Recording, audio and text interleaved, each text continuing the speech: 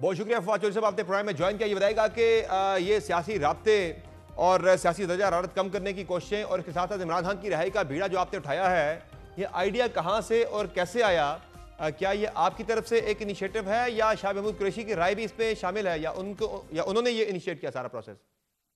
देखिए, बात यह है कि ये जो लोग जेलों में इस वक्त हैं, चाहे वो शाह महमूद हैं, एजाज चौधरी हैं, महमूद रशीद हैं, यास्मीन राशिद हैं, उमर चीमा हैं, ये वो लोग हैं जो कि एंगेजमेंट के प्रोसेस को लीड कर सकते हैं, हम्म। क्योंकि इनके ऊपर तरीके इंसाफ के कारकुनों का भी एतबार है। लेकिन जो मौजूदा लीडरशिप है उसके सामने, आपके सामने है, वो तो कभी इन लोगों को पता ही नहीं करने गई कोई। इमरान खान के भी वो पता सिर्फ इसलिए करने जाते हैं कि उनकी बहनें वहां पे आती हैं और एक प्रेशर होता है कि जी वहां पे जाया जाए, वरना तो उनको भी ये लोग जो है तो वहां राय पे ना क्या जाए। थी जिन लोगों से आप मिले हैं, शाह महमूद कुरैशी साहब से, यास्मीन राशिद साहबा से, और बाकी लोगों से, उनकी क्या राय है मौजूदा जो हालात से, जिस तरह से तरीके साथ की मौजूदा तंजीम या पार्टी डील उसे कर रही है, क्या वो उससे मुतमईन है? नहीं नहीं, इनसे तो खैर कोई भी मुतमईन नहीं है। और लोग समझते हैं कि ये लोग जो है इन्होंने तो बिल्कुल ही इग्नोर किया है वर्कर्स को। हम जिन वर्कर्स से मिलते हैं वो आप देख सुने कभी उनको, वो जो इनको बातें सुनाते हैं। नहीं, उनकी राय क्या थी वहां पे जिन लोगों से आप मिले, उनकी राय थी क्या मौजूदा हालात के हवाले से? वो क्या क्या रहे? उनकी राय यही है कि हमें टेम्परेचर को नीचे लाने के लिए अपनी एफर्ट्स करनी चाहिए और एक एंगेजमेंट प्रोसेस जो है वो शुरू करना चाहिए। और वो लोग इमरान खान से मुलाकात भी चाहते हैं, वो अपना पॉइंट ऑफ व्यूज जो है वो खान साहब के साथ भी शेयर करना चाहते हैं। अब प्रॉब्लम यहाँ पे ये आ रही है कि उनका जो रिलीफ, जो लीगल राइट्स है वो भी उनको जो है वो नहीं मिल रहा, रिलीफ नहीं मिल रहा। हुकूमत की तरफ से जो जो हमारा मुद्दा है वो ये है कि देखिए, अगर आप उनसे एंगेजमेंट नहीं करेंगे, तरीके इंसाफ से किसी से एंगेजमेंट नहीं करेंगे, तो फिर सवाए एहतजाज के पीटीआई के पास, इमरान खान के पास ऑप्शन क्या है? अगर आप जो है वो कोई बात ही करने को तैयार नहीं है, तो वो फिर सवाए इसके कि वो लॉन्ग मार्च करें, वो असेंबलियों से इस्तीफे दें, सही। वो इसके अलावा क्या ऑप्शन रह जाती है? तो ये जो मुफाहमत की एक कोशिश आप शुरू कर रहे हैं, इस प्रोसेस के ऊपर आप कह रहे हैं कि जो तहरीक साथ की कोट लखपत जेल में क़यादत वहां पे मौजूद है, वो सारे उनकी बैकिंग आपको हासिल है इसमें? 100% उन लोगों की बैकिंग भी हासिल है, वो लोगों के ख्यालात भी यही हैं। और देखिए ना, इमरान खान की जो रिहाई है उसमें जो प्रॉब्लम आ रहा है वो दो है। एक तो जाहिर है कि हुकूमत की तरफ से है कि वो एंगेजमेंट नहीं कर रही। दूसरी, मैं जब खान साहब से अडयाला में मिला तो मैंने उनसे कहा कि सर, आपकी जो जेल है ये खुद को 30-40 मिलियन डॉलर की इकोनॉमी आपने क्रिएट कर दी है। तो जो लोग यहाँ पे एक जो है वो माचिस पकड़ के खड़े हुए हैं, जो ही कोई अलाव में कमी आती है वो तीली लगा देते हैं कि ये कहीं मामला जो है कहीं हल की तरफ ना चला जाए। फिर सही। देखिए, इसमें प्रॉब्लम एक और भी है समर के, जो गवर्नमेंट है वो ये समझती है कि ये ना हो कि ये कोई अगर सुलह ही हो जाए या कुछ हो जाए तो ये हमारा क्या बनेगा। इसके लिए जरूरी है कि हम हुकूमत से भी मिलें और उनको ये कहें कि ये कोई आपके खिलाफ साजिश नहीं हो रही है। सही। पाकिस्तान के अंदर अपने पाँव से थोड़ा आगे देखने की तो फिर जरूरत ये है। कौन कौन मिलेगा आपकी तरफ से हुकूमती वज़रा से, हुकूमती नुमाइंदों के साथ, और कब तक ये मुलाकात होगी? मेरा ये ख्याल है इंशाल्लाह इसी हफ्ते हुकूमती नुमाइंदों से मुलाकात होगी। इस हफ्ते के आखिर में मौलाना फजल रहमान साहब से मुलाकात होगी। अभी तो महमूद मौलवी साहब हैं, इमरान इस्माइल साहब हैं, इसमें मजीद लोग अलबत्ता इन अनदर 3-4 डेज जो है वो हमें ज्वाइन करेंगे। अगर वो जाना चाहेंगे तो वो हम इंशाल्लाह उनको भी साथ लेके चलेंगे, जो जो आना चाहेगा क्या इस असद उमर इनिशिएटिव। साहब भी आपके इस प्रोसेस का हिस्सा बनने जा रहे हैं? देखिए, असद उमर साहब ने कहा है कि मेरी तमाम दुआएं हमदर्दियां साथ हैं, लेकिन मैं अभी मुलाकातें वो नहीं, उनमें मीटिंग्स में वो शामिल नहीं होना चाहते।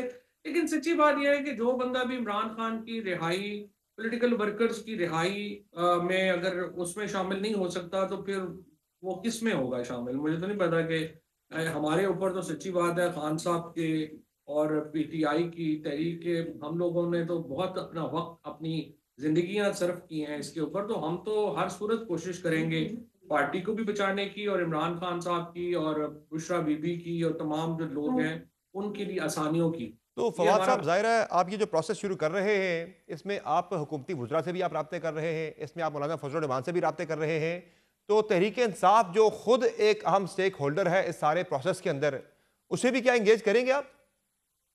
देखिए वो हमारा मसला नहीं है, हमारा मसला इमरान खान है। इमरान खान, अगर हमारा पॉइंट ही सिर्फ एक है कि इमरान खान की, बुशरा बीबी की और पॉलिटिकल पार्टी जो कैदी हैं उनकी रिहाई हो और टेम्परेचर नीचे आए। बाकी पॉलिटिक्स क्या करनी है वो अब आगे खान साहब जाने, और हम्म। जिसको वो लगाना चाहते हैं वो करें। हमारी सिर्फ इस वक्त जो मकसद है वो इतना है, और हमें उम्मीद यही है कि हम पाकिस्तान में पॉलिटिकल टेम्परेचर नीचे, क्योंकि टू बी फेयर विद, मैं आपको बिल्कुल कह सकता हूँ, तमाम जो तरीके इंसाफ की लीडरशिप है बड़ी, तमाम ने मुझे कॉलें की। उन्होंने कहा कि ये बड़ा वक्त की ज़रूरत है। एमएनएज एमपीएस ने मुझे कॉलें की। गवर्नमेंट के लोगों ने जो है वो मुझे कहा कि ये बहुत ज़रूरी इनिशिएटिव था, बहुत अच्छा आप लोगों ने ये काम किया है। और एक अक्रॉस द बोर्ड इसकी जो है वो एक आई वुड से अप्रिसिएशन है कि कोई लोग तो आगे बढ़े हैं ये काम करने के लिए। और हुकूमती जो वज़रा से आप रब्ते कर रहे हैं, किस लेवल पे आपकी मुलाकातें होंगी? आप यानी कि नायब वज़ीर-ए-आज़म से मिलेंगे, वज़ीर-ए-आज़म से आप मिलने जा रहे हैं, किससे आपकी मुलाकातें होने जा रही हैं? लेकिन ये हमारी, जाहिर है कि हमारी तो कोशिश होगी कि जितने टॉप लेवल के ऊपर बातचीत हो सके। शहबाज शरीफ साहब हैं, नवाज शरीफ साहब हैं, उनकी आशीर्वाद से ही होनी है। लेकिन ये तो फैसला जो है वो खुद करेंगे, उन्होंने कौन मिलना चाहेंगे, कौन होगा। लेकिन इशू यही है कि हम चाहते यही है कि नून लीग हो, पीपल्स पार्टी हो, सही। पीटीआई हो, और हमारी एस्टेब्लिशमेंट हो, तमाम जो लोग हैं वो कम से कम हम इतना कुछ कर सकें कि मुल्क को नॉर्मलाइज कर सकें। और लेकिन जो मसला ये है फवाद चौधरी साहब कि आपकी अपनी जो यानी जो तहरीक इंसाफ है, जो जिसकी मैंने बात की थी, वो एक की स्टेक होल्डर है सारे मामले के अंदर। तहरीक इंसाफ ने तो इतना वेलकम नहीं किया आपकी कल की मुलाकात को भी और आपके सारे इनिशिएटिव को भी। कल हमारे प्राइम में ही थे तहरीक इंसाफ के सेक्रेटरी तलाश शेख वकास अकरम साहब, तो कहते हैं फवाद साहब को तो ये वो लोग हैं जिन्हें पार्टी में हाँ साहब ने दोबारा लेना गवारा नहीं किया, तो ये क्या शुरू करेंगे, ये क्या मिलेंगे, क्या ये करेंगे? ये बात, ये शेख वकास वगैरह को तो हम पीटीआई नहीं समझते ना, वो तो अभी आए हैं।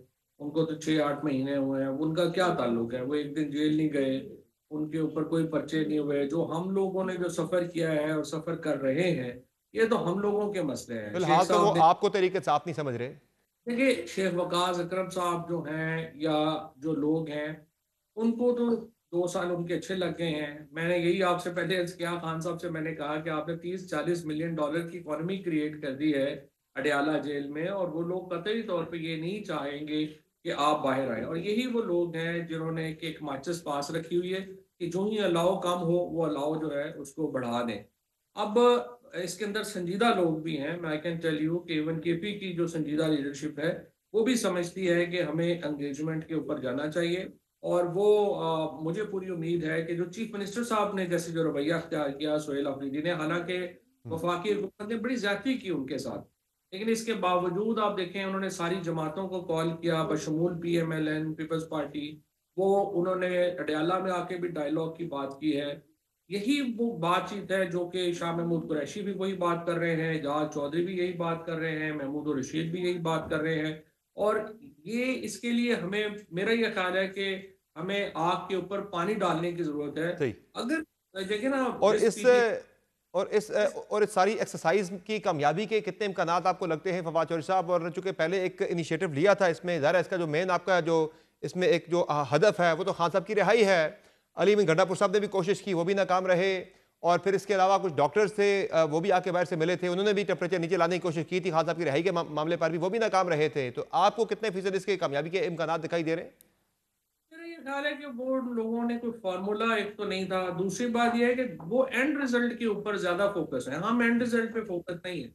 हम तो सिर्फ ये कह रहे हैं कि एंड रिजल्ट तो खुद तय कर लेंगे। हम्म। जो लोग जेलों में है, या एक दफा पीटीआई की लीडरशिप, असल लीडरशिप आती है बाहर, या जाहिर है सलमान अकरम राजा हो गया, वकास शेख वगैरह हो गए, ये तो पीटीआई से इनका कितना ताल्लुक है? ये तो नून लीग में थे सारे और उधर से आए हैं, तो इनको तो जानते ही कोई नहीं है। ना वर्कर्स को इनका एहसास है, ना सही। इनको वर्कर्स का एहसास है। तो असल लीडरशिप पीटीआई की जब आती है वो फिर खुद अपना रास्ता बना लेगी। हमारा सिर्फ मकसद इस वक्त इतना है कि टेम्परेचर नीचे आ जाए थोड़ा, और जो ये लोग हैं जो इनके लीगल राइट्स बनते हैं, इनको इनके लीगल राइट्स जो है मिले। बाकी जो औरतें हैं, जो बेचारी हमारी खवातीन जिनको कैदियों सही। के ऊपर बाहर जो हो गई हैं, उनको जो है कुछ रिलीफ जो है वो मिले। But obviously needs to to Tengo.